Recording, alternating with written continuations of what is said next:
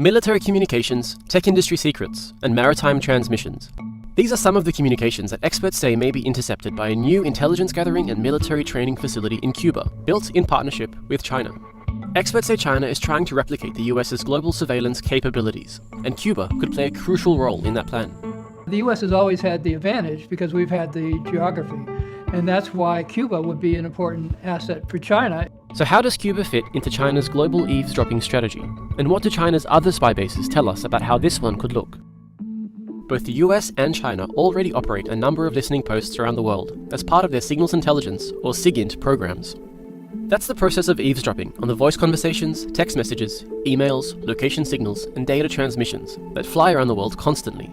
In June, US officials said China had reached an agreement worth several $1 billion with Cuba. The deal would allow the island nation to build a new military facility capable of electronic eavesdropping, 100 miles from the Florida Keys. Beijing and Havana have both denied the planned facility, but US officials say China and Cuba already jointly run 4 eavesdropping stations on the island. And experts say this is just the latest chapter in a long history of Cuba's eavesdropping capabilities. Russia used Cuba for decades because it was the one place that they could build a listening post and collect a lot of the data from the United States.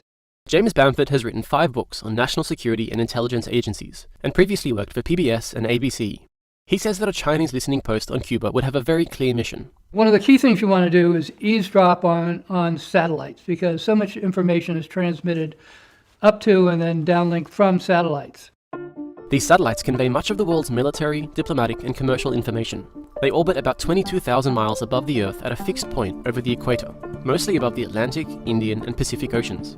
Bamford says China has only been able to tap into satellites over the Indian and Pacific Oceans, from facilities in the Spratly Islands and Great Cocoa Island. But listening into communications over the Atlantic Ocean is where Cuba comes in.